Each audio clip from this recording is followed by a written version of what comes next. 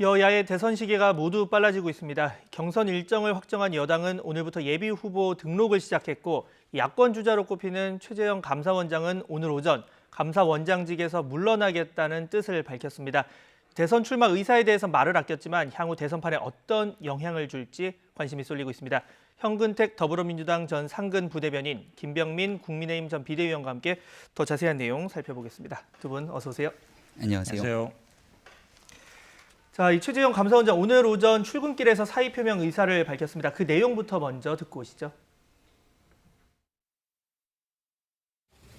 저는 저희 거취에 관한 많은 논란이 있는 상황에서 감사원장직을 계속 수행하는 것이 적절하지 않다고 판단하여 오늘 대통령님께 사의를 표명하였습니다.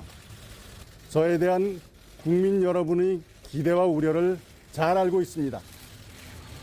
감사원장직을 내려놓고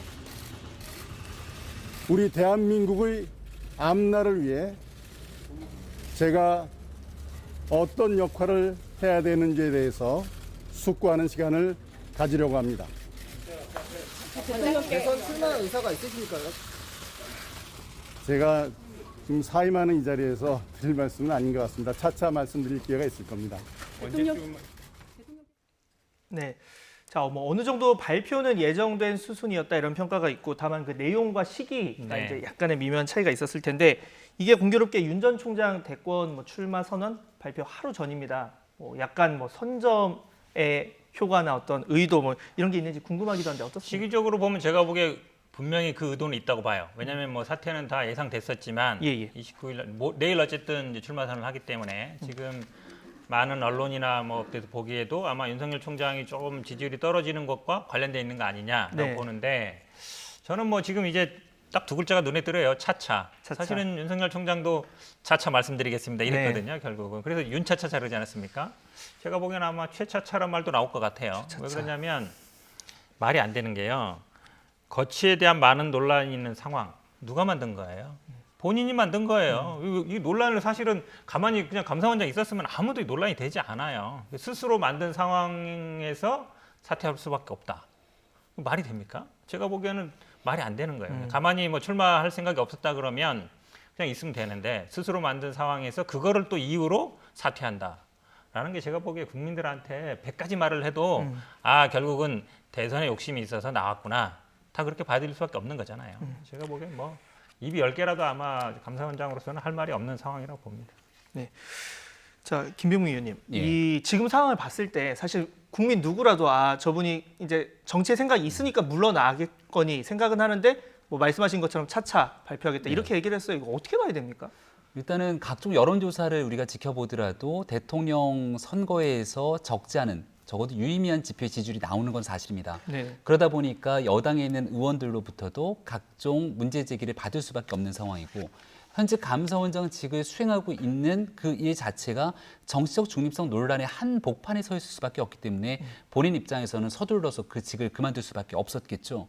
아마도 직을 그만두고 나서 곧장 대선 출마 선언을 하고 국민의힘에 입당하는 것 아니냐 이런 주장을 하는 분들도 계셨습니다마는 적어도 최재형 원장이 얘기하고 있는 기대 뒤에 있는 우려에 대한 측면을 그 누구보다 감사원장으로 원칙을 강조했던 최재형 원장은 잘 알고 있을 거라 생각합니다.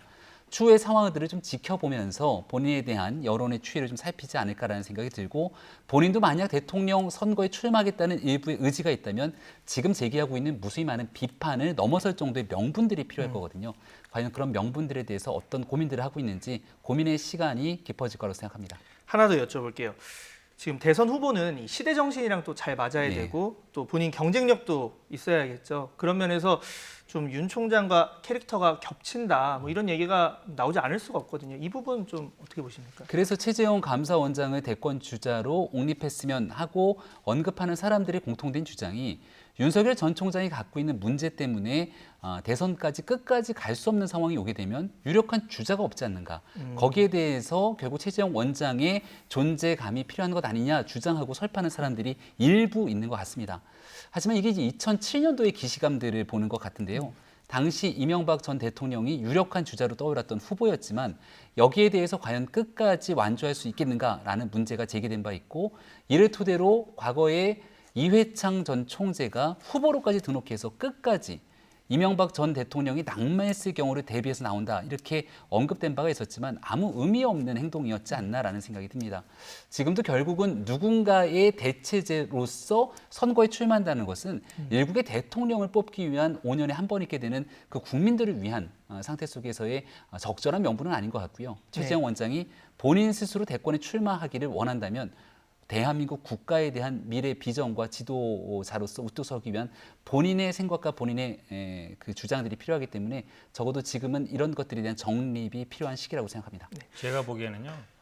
이건 아마 윤석열 효과라고 봐요. 윤석열 총장이 어쨌든 뭐 정부와 맞서면서 수사를 하면서 굉장히 대권 주자로서의 지지율이 많이 올라갔단 말이죠. 그거를 지켜봤거든요.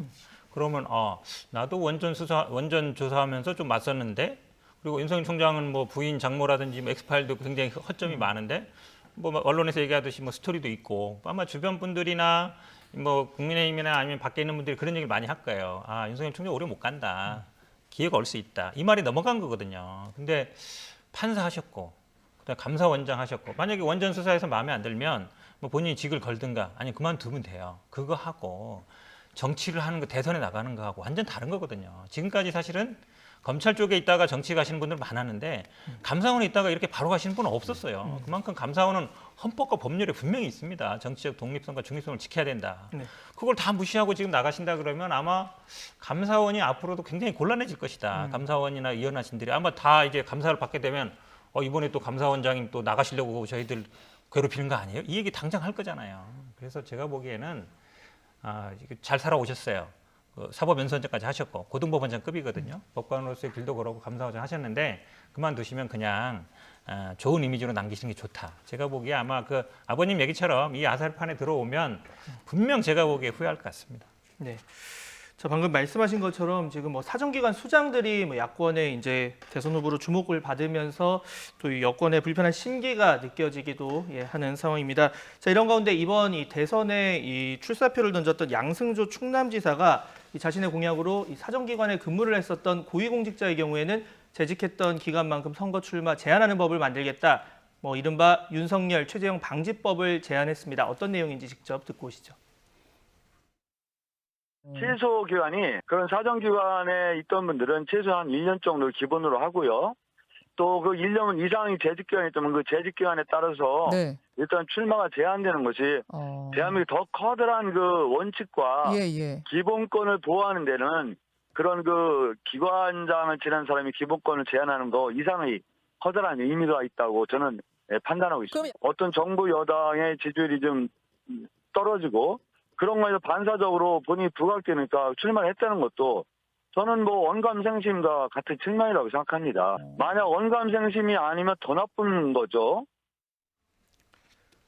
네, 녹취 듣고 오셨는데요. 이게 그러니까 뭐 과거에 판검사 바로 정치권 못 가게 이 법안이랑은 좀 다르게 뭐 고위공직자 아니면 장을 한 사람 뭐 이렇게 좀 제한을 더 엄격하게 하는 거죠. 그렇죠. 그러니까 97년에요. 그런 일이 있었습니다. 아마 95년에 검찰총장 하던 분이 이제 바로 이제 지구당 위원장 맡으니까 이제 법을 만들었어요. 검찰총장은 2년 내에는 정치 못 한다. 근데 이제 그게 위헌이 됐거든요. 그러면서 2년이 너무 길다라는 얘기가 있어서 그래서 이제 최광욱 의원이 그럼 판검사는 1년 후에는 못 하게 한다. 이렇게 이제 법안을 냈는데 아직 통과는 안 됐습니다. 근데 양승조 지금 도지사가 하는 얘기는 뭐냐면 기본적으로 지금 이제 공직이 90일 전에만 사퇴하면 돼요. 근데 거기다가 플러스 만약에 검찰총장이 2년이면 2년, 그러니까 90일 플러스 2년을 못하게 하자. 2년 90일이 그렇죠. 되는 거죠. 그렇게 되는 건데 이거는 이제 예전에 이제 그러면 헌재 위헌 결정하고 상충되는 면이 있는 거예요. 그러니까 기본 취지는 고위공직자에 있다가 특히 사정기관에 있던 사람이 나오면 안 된다는 건데 결국은 예전에 이제 헌재 결정과의 문제가 있기 때문에 그때 헌재는 그러면 뭐 직업 선택권을 좀 과도하게 침해한다. 그렇죠. 정치 직업이라기보다는 이제 정치적인 자유, 그런 활동의 자유가 있었고 그 당시에 아마 현직에 있던 검찰총장이나 고등검사장 이런 분들이 했거든요. 그래서 아마 그런 여론이 있었는데 저는 뭐 기간을 뭐 한 1년으로 줄인다든지 이제 그 정도가 오히려 현실적이다. 지금 양승조 도지사처럼 90일에 플러스 만약에 2년, 감사원장은 4년이거든요. 그러면 4년에다 90일 되면 거의 하지 말라는 얘기라서 제가 보기에 뭐 법안은 내실 수는 있는데 제가 현실적으로 보면 한 1년 정도가 아마 현실적이지 않은가라고 보고 있습니다. 기간에 약간 조정이 필요할 수도 있다라는 얘기고, 자, 야당 입장에서는 아무래도 뭐 이런 공약이 그렇게 탐탁치 않을 수도 있는데, 그런데 뭐 야당 역시 이 기본적인 이 문제 의식에 대해서는 공감을 하실 수도 있을 거. 어떤 거냐면 뭐 조사나 수사, 감찰 담당하는 기관의 장이 끝나고 바로 가면 그 전에 했었던 행동들에 대해서 오해를 살 수가 있잖아요. 혹시 그 정당이 유리하게 한 거 아니야? 이런 문제의식은 가지고 계실 텐데 어떻습니까? 그런 측면에서 이런 얘기를 하게 되는 것들을 보고 국민들께서는 내로남불에 관련된 인식을 한 번 더 하게 되는 게 아닌가 싶습니다. 이유는 우리가 지난 4월 15일 총선 과정에서 대한민국 사법부에 재직 중인 판사가 곧바로 정치권에 오게 되는 상황들이 나타납니다. 대표적인 케이스가 민주당의 이수진 의원을 볼 수 있겠죠. 재판부에 있는 판사는 사정기관에 있는 인물보다 훨씬 더 엄격한 정치적 중립성이 요구됩니다. 문재인 정부 출범 초기로 다시 시계를 거꾸로 돌려보면 정부가 출범하게 되는데 곧바로 청와대 비서관으로 부장판사가 자리를 옮기게 됩니다. 김영연 전 비서관이 그 뒤로 법제처장까지 승승장구하게 되는 모습들을 지켜보면서 이렇게 재판부에 몸담는 사람이 정치권으로 곧장 직행하는 여부들이 공정하고 온당하게 된 문제들을 계속 제기하고 있는 것이죠. 하지만 그럼에도 불구하고 그때는 특별한 문제를 제기하지 않고 있다가 문정부에 몸을 담았던 윤석열 검찰총장, 최재형 감사원장 등 그 진영이 아닌 다른 진영 속에서 정치 행보를 이어가니까 여기에 대한 직을 제한하게 되는 법을 만들겠다고 얘기를 하게 되면 이게 공정하게 국민을 위한 법을 만들겠다는 것인지 내 편, 네 편에 따라서 이해관계가 달라지니까 법을 만들겠다는 것인지 문제를 제기할 수밖에 없겠죠. 아마도 이번 대통령 선거 과정 속에서 대통령이 해야 될 일은 아닌 것 같고요. 여야가 머리를 맞대고 이번 대선을 지켜보면서 앞으로 치러지게 되는 내년도 지방선거 그리고 그 뒤에 총선을 바라보면서 국민 눈높이에 맞는 정치 참여에 관련된 기본 법안들은 진지하게 숙고하고 논의할 필요가 있다고 생각합니다. 조금 반박 안 할 수가 없는데요. 물론 이제 저도 판검사 하던 분들이 바로 오는 거 좋지 않다고 봐요. 근데 뭐 지금 여야를 막론하고 그런 분들 굉장히 많습니다. 특히 이제 판검사도 오신 분들이 굉장히 많거든요. 그러니까 직에 있다가 바로 90일 내에 오는 거 저도 옳지는 않다고 보는데 이제 그거 문제하고 지금 감사원장 문제하고 같은가? 왜냐면 사실은 물론 그분들도 임기는 있습니다. 판검사들도 뭐 10년마다 재검증 받긴 하지만 감사원 원장 정도의 임기가 보장된 이런 거하고 좀 달리 봐요. 그리고 국회의원 물론 저는 뭐 다 별로 안 좋다고 보는데 국회의원 나가는 거하고 감사원의 임기를 그만두고 대선에 나가는 거하고 또 같은가? 저는 좀 달리 본다고 봐요. 그래서 아마 예전에도 보면 검찰총장 이렇게 뒀던 것 같거든요. 그러니까 고위직에 있는 건 그만큼 책임이 무겁다는 거거든요. 조금 결이 달리 볼 필요가 있다고 봅니다. 네. 뭐 사실 뭐 검사, 판사 뭐 어제까지 수사하다가 또 정치권으로 가고 뭐 판결 내리다 이건 뭐 사실 저 개인적인 생각이지만 언론인도 마찬가지로 뭐 어제까지 이제 기사를 쓰다가 갑자기 어디로 가고 하면 또 공정성 부분에서 얘기가 나올 수밖에 없을 텐데 이런 문제의식에 대해서는 앞으로 뭐 꼭 대선 때문이 아니더라도 앞으로 좀 논의가 있으면 좋겠다는 생각이 들고요.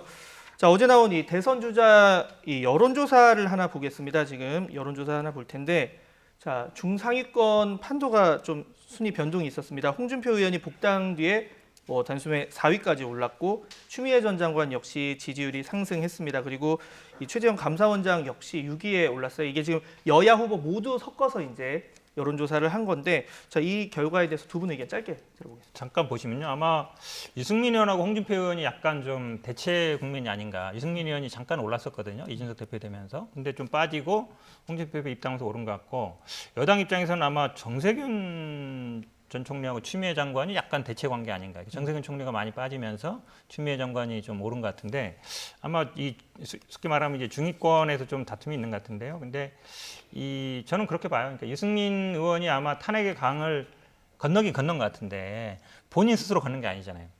이준석 대표 등에 업혀서 건넌 거라서 제가 보기에는 아마 본인 스스로 건너는 과정이 좀 필요한 것 같다 이렇게 보입니다.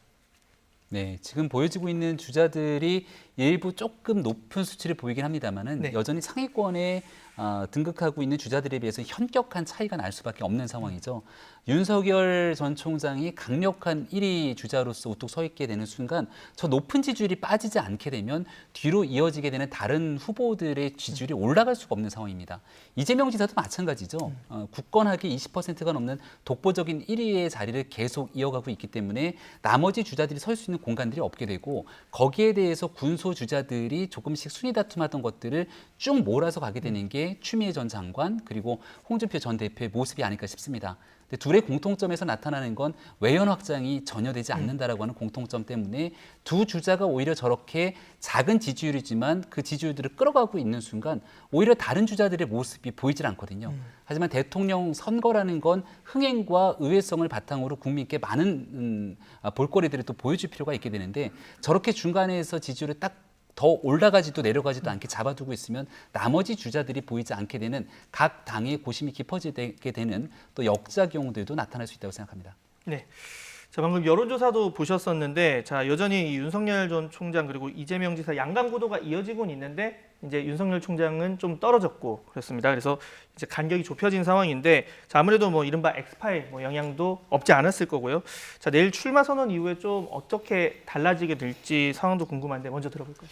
그렇죠. 기회가 될 수도 있고 위기가 될 수 있어요. 어찌 보면 대중 앞에 직접 나서서 본인 입으로 얘기하는 건 처음이잖아요. 네. 출마 선언은 뭐 쓴 거 읽는 거니까 아무 문제가 없는데 아마 수많은 기자들이 질문을 할 겁니다. 가장 큰 질문은 왜 나왔느냐.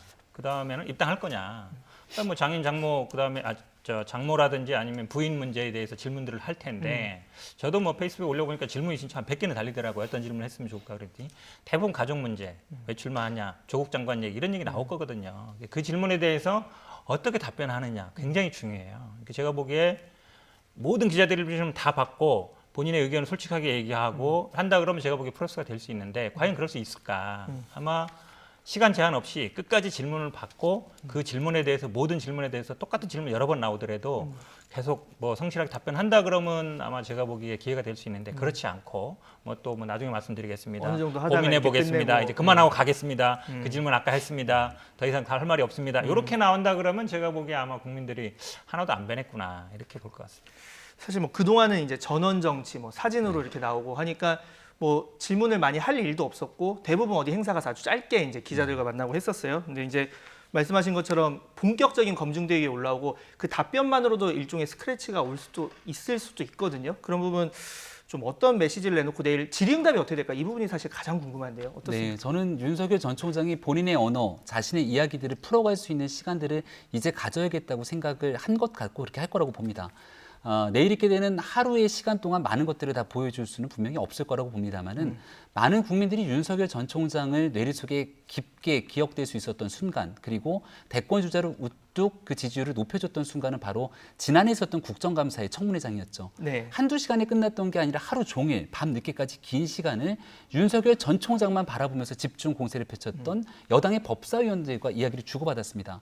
저는 제 내리 속에도 아직 명확하게 기억이 나고 있는 게 그 당시 박범계 의원이 윤 전 총장에 대해서 굉장히 강력하게 비판에 질문하게 되니까 예전에는 저한테 안 그러셨지 않습니까? 라고 한마디를 툭 던졌는데 그게 그랬죠. 굉장히 기억이 남더라고요. 네.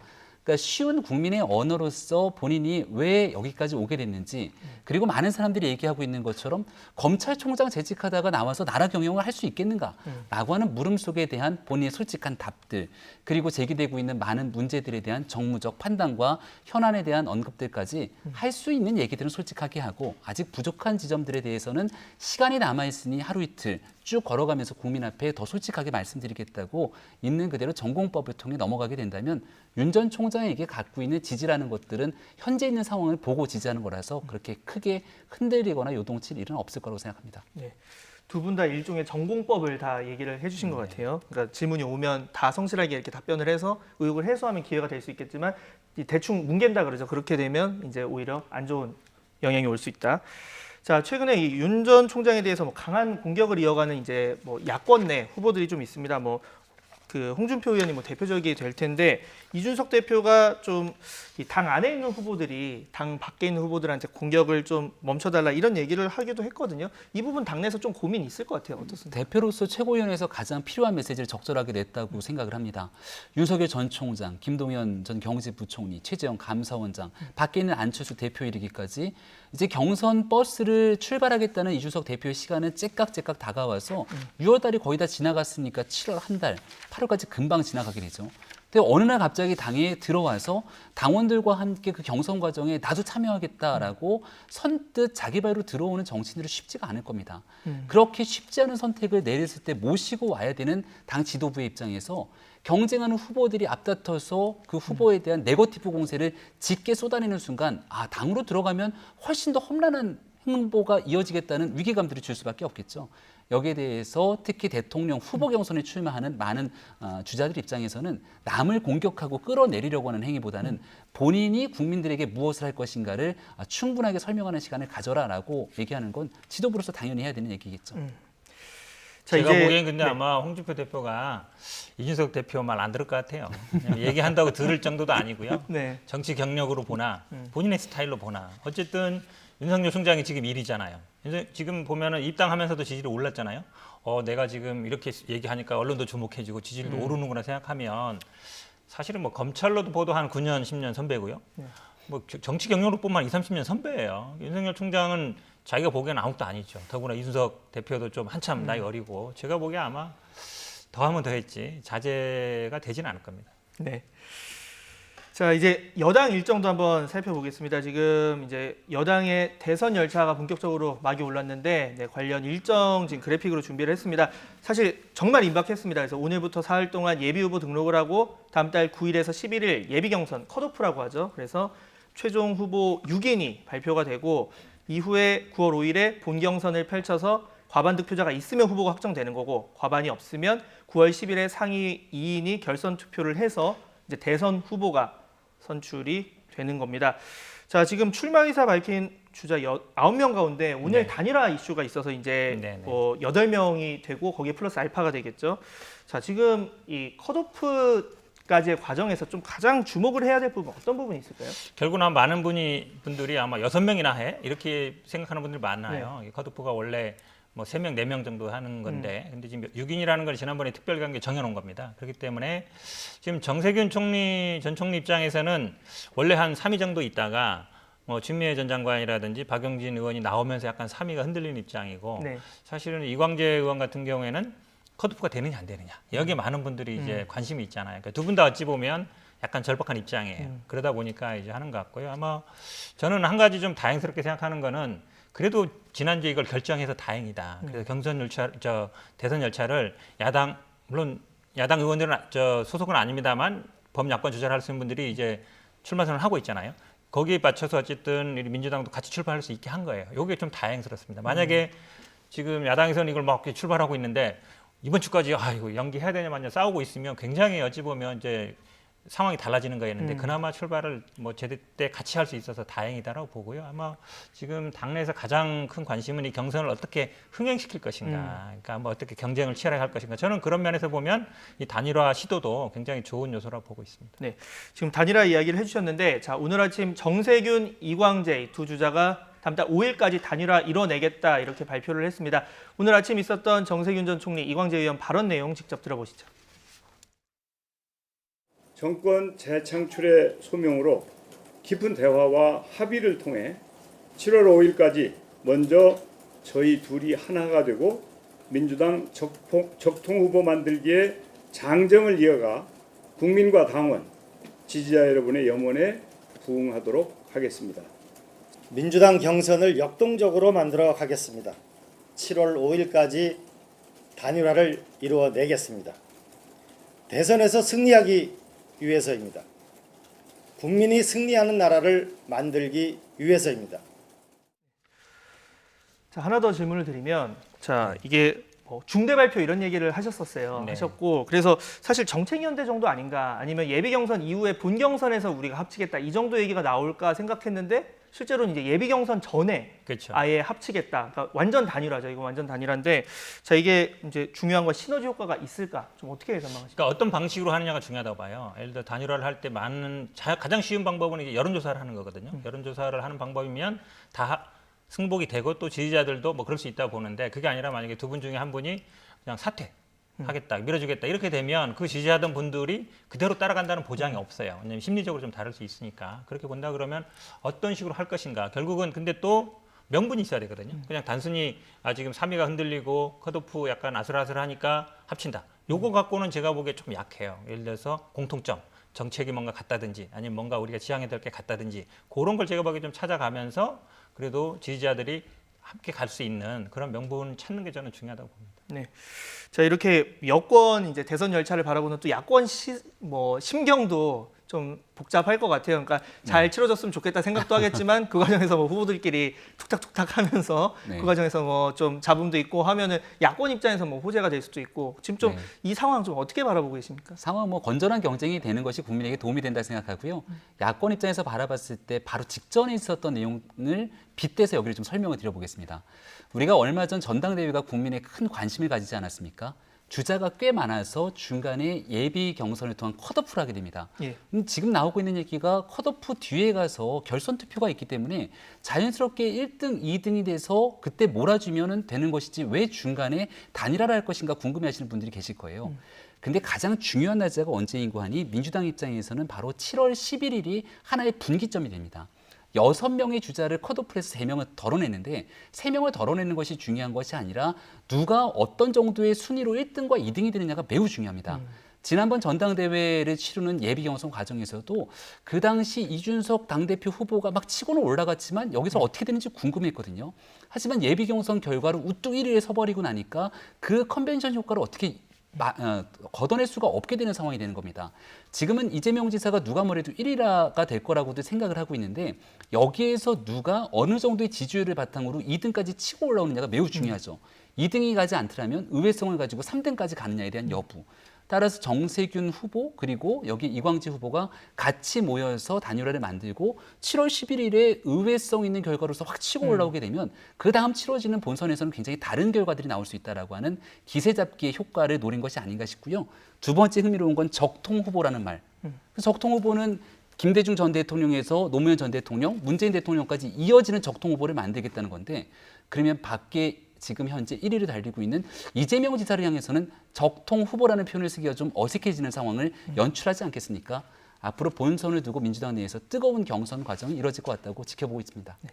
지금 민주당 아까 뭐 얘기하신 게 흥행 이야기를 했습니다. 그러니까 아무래도 뭐 대선 후보 선출하는 과정에서 화제성도 많이 되고 거론도 많이 되고 그 과정에서 공약도 많이 이제 서로 치열하게 논쟁 주고받고 뭐 해야 될 텐데 지금으로서는 그런 좀 이슈를 더 이슈 파이팅을 할 수 있는 주제 뭐 여권에서 많이 얘기 나오는 게 기본소득 관련한 얘기도 나오고 하는데 어떤 부분이 좀 흥행의 중심이 될 수 있을까요? 제가 보기엔 토론에서 치열하게 붙어야 돼요. 지금 이제 코로나 시대이기 때문에 뭐 체육관 선거할 수 있는 시대도 아니고 어디 찾아다니면서 사람 모임할 수 있는 시대가 아니거든요. 결국 미디어 선거가 되는 거예요. 그러니까 미국식으로 가는 거죠. 결국은 아마 토론을 어떻게 할 거냐 굉장히 중요한데 사실은 이제 6명 세워놓고 사실 민주당은 지금도 이렇게 앉아가지고 마이크 잡고 원고 보면서 하고 있어요. 지금 국민의힘은 바른미래당에서 처음 시도했는데 서가지고 이렇게 핀마이크 꽂고 하잖아요. 원고 안 보고. 벌써 몇 년 된 거예요. 그런데 사실 일단 그거부터 바꿀 필요가 있고 그다음에 토론이 시간 딱 정해놓고 뭐 주제 정해놓고 기조발제하고 또 뭐 주도권 토론하고 뭐 재미없어요. 한 가지 주제 지금 말씀처럼 뭐 기본소득이든 아니면 보편 지급이든 이런 거 가지고 치열할 거 가지고 한번 끝까지 한번 해봐라. 본인이 알고 있는 거 한번 다 드러내봐라. 그리고 어찌 보면 토론이 치열하게 하려면 또 6명 정도보다는 예를 들어서 6명 하는 것도 있지만 뭐 1, 2, 3위를 한다든지 이렇게 약간 구분 지어가지고 그래야 재밌거든요. 결국은 토론이 흥행하려면 치열해야 되고 민주당이 어떤 분위기가 있냐면 예전에 서울시장 경선이나 당내 경선 보면 치열하게 안 해요. 정치 오래 하고 이러니까 공격도 잘 안 하고. 근데 이번에 당대표 선거 때 보면 이준석 대표 굉장히 세게 공격하잖아요. 그렇죠. 뭐 완전 또 정치 선배들이 서로 막 눈물도 흘리고 그 정도로 어찌 보면 뭐 눈물 쏙 빼낼 정도로 하는데 그런 방법을 찾아야 된다. 저도 그게 굉장히 중요한 포인트라고 보고 있습니다. 네. 토론은 좀 각에서 해야 되는데 그렇죠. 그렇죠. 네.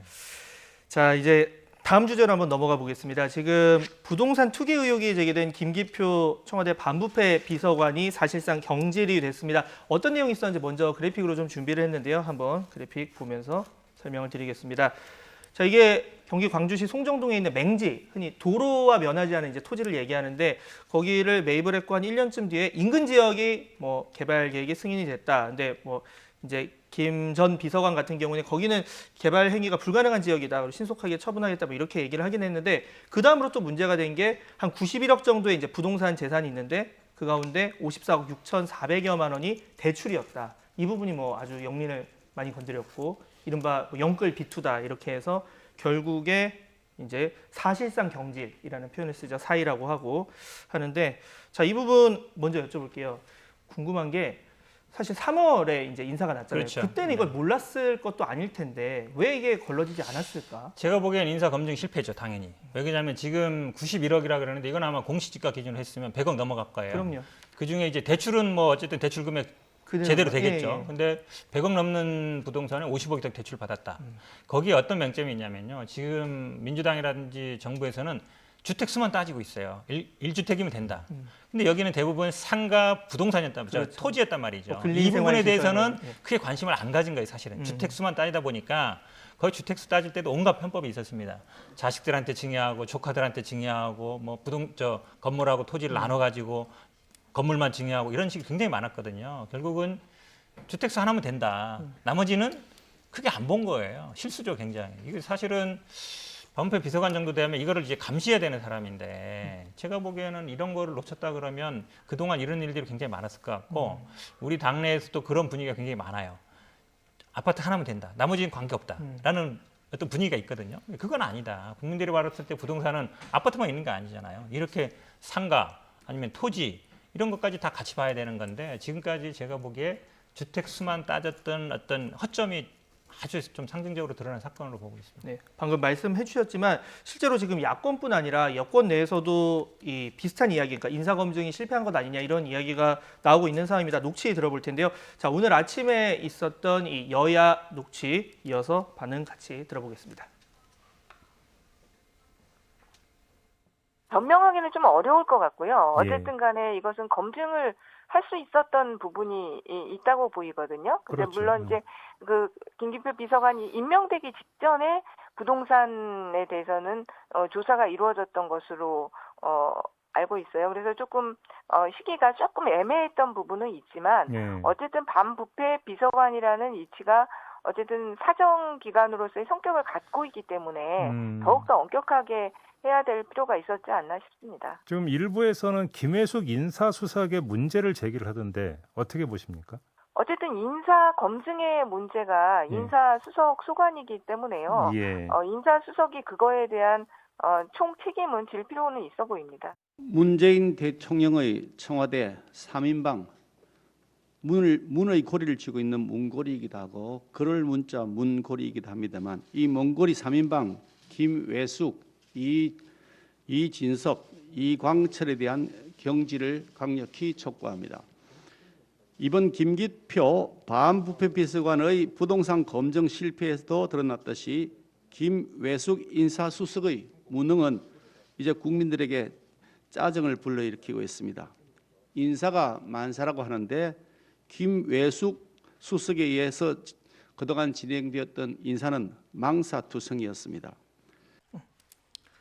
네, 여야 입장 이어서 들어봤는데요. 자, 김병민 위원님, 지금 그럼 야권에서는 결국에 이 문제에 대해서 어느 정도까지 지금 청와대에서 나서서 좀 뭐 사과를 하고 조치를 하고 해야 된다. 어느 정도 생각하는 겁니까? 김혜숙 수석에 대한 즉각 경질이 사실 불가피할 겁니다. 그리고 이에 대한 검증을 담당했던 민정수석실에서도 분명한 책임을 질 수밖에 없을 텐데요.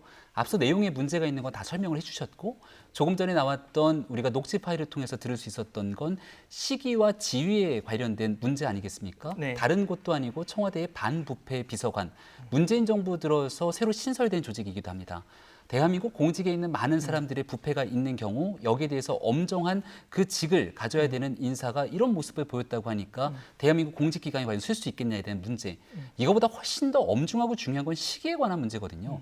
4.7 보궐선거를 앞두고 LH 문제가 촉발되고 난 뒤 여기에서 청와대가 3월 말 인사를 하게 되는데 이러한 문제를 알고서도 임명을 하게 된다면 과연 그동안 LH 문제를 비롯해서 국민 앞에 부동산 문제만큼은 해결하겠다던 청와대와 집권당의 얘기들이 진실인 것인지 국민들은 의구심을 가질 수밖에 없지 않겠습니까?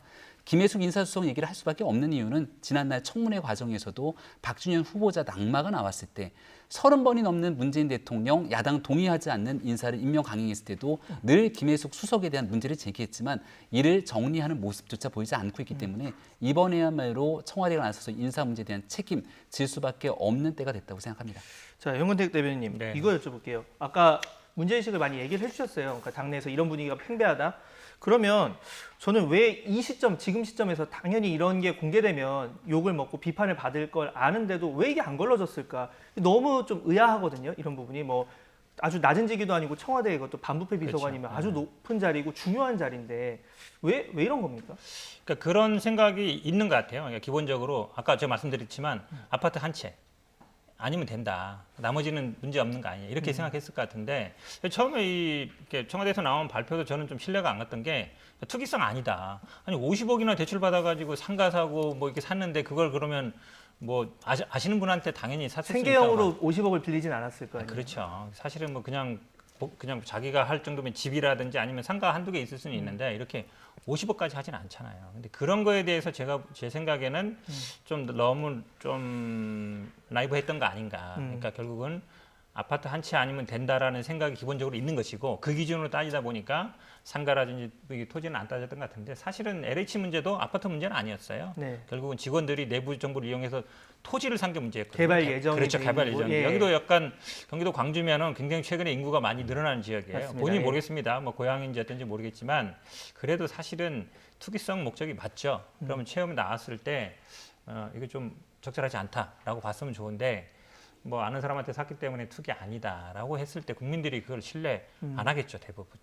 제가 보기엔 좀 기본적인 이 부동산에 대한 인식 자체, 기준 자체에 좀 바꿀 필요가 있다라고 보고 있습니다. 네. 자, 주제를 약간 바꿔서 이제 그거 여쭤보겠습니다. 권익위가 이제 오늘 국민의힘 부동산 전수조사 계획을 이제 발표를 하겠죠. 이제 잠시 뒤에 오후에 발표를 하는데 지난번에 일부 의원들 가족 관련 뭐 개인정보 동의서가 제대로 갖춰지지 않아서 좀 미뤄졌습니다. 이번엔 다 내신 거죠, 지금? 네, 일부 의원들이 얘기했던 건데 김기현 원내대표가 강력한 의지를 바탕으로 처음에는 권익위원회의 전현희 위원장에 대한 정적 중립성을 과연 믿을 수 있겠는가라고 하는 문제 제기도 있었지만 모든 국민들의 눈높이가 여야 가리지 않고 부동산 문제만큼은 깨끗하게 국민 앞에 드러내라라고 하는 국민의 명령이 있기 때문에 여기에 맞춰서 행동하고 있습니다. 민주당 입장에서도 지금 우상호 의원을 비롯해서 권익위 결과에 대해서 당의 조치를 따르지 않는 모습들을 보이고 있는데 국민의힘이 모두가 다 야당임에도 불구하고 부동산에 있는 그대로를 밝히겠다고 한 만큼 여권 입장에서도 권익위 조사에 따른 민주당이 국민께 약속한 조치들 어떻게 이행하는지도 똑똑히 국민들께서 지켜볼 거라고 생각합니다. 사실 지난번에 한 번의 절차가 깔끔하게 마무리됐으면 더 모양새가 좋았을 텐데라는 얘기는 많이 나왔고 또 하나 여쭤볼 게 지금 뭐 지난 3월 조사를 보면 민주당 의원들이 평균 한 16억 8,900만 원 정도 재산, 국민의힘은 30억 7,500만 원. 그런데 그것도 전복민, 박덕흠 두 자산가 의원은 이제 탈당을 하면서 뺀 수치입니다. 그만큼 아무래도 조사를 하게 되면 그 안에 뭐 부자라서 나쁘다는 게 아니라 이제 재산 형성 과정에 있어서 여러 가지가 드러나고 이게 국민의힘에 좀 역풍으로 오지 않을까 이런 우려 아닌 우려를 하시는 분들도 있어요. 이 부분 당내에서 어떻게 보십니까? 문제가 있는 의원들이 있다면 국민 앞에 떳떳하게 거기에 대한 책임을 져야 된다고 생각하고요. 다만 여당과 야당이 다른 점 한 가지를 꼭 말씀드리고자 하는 건 LH 사태가 촉발됐던 건 정부의 핵심적인 정보를 이용해서 부동산에 투기 나섰던 문제를 짚는 것 아닙니까? 문재인 정부 벌써 5년 차, 4년 차가 넘어서고 있는 상황입니다.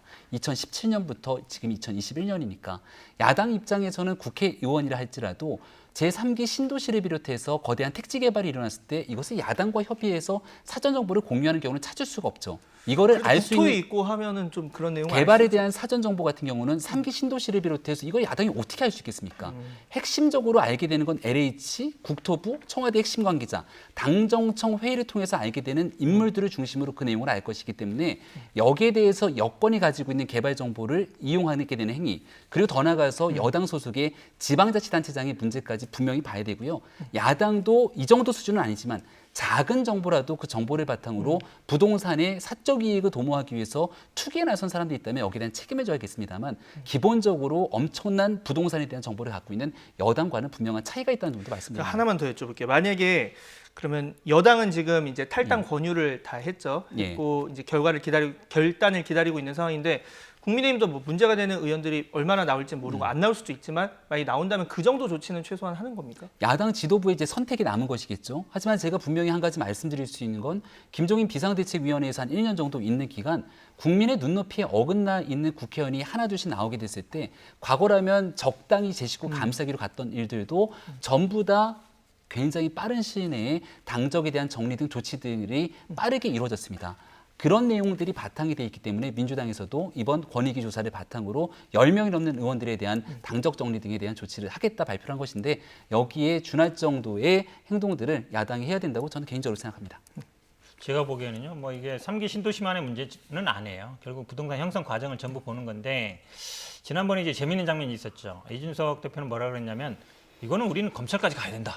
그런데 김기현 원내대표는 처음 듣는 소리다 이랬거든요. 그러면 아마 탈당시킬 거냐 말 거냐 갖고도 아마 굉장히 논란이 많을 것이고 그 다음에 이제 민주당은 이제 어쨌든 경찰로 갔잖아요. 어디로 갈 거냐도 제가 보기에 논란이 될 수 있다고 보는데 결국 여기서 아마 이준석 대표가 어느 정도 당을 장악하고 있는지 아니 못하고 있는지 그게 아마 판가름 날 거라고 봅니다. 네. 자, 두 분 의견 오늘 여기까지 듣겠습니다. 지금까지 현근택 더불어민주당 전 상근 부대변인, 김병민 국민의힘 전 비대위원 두 분과 함께 정치권 이슈 두루두루 살펴봤습니다. 두 분 수고하셨습니다.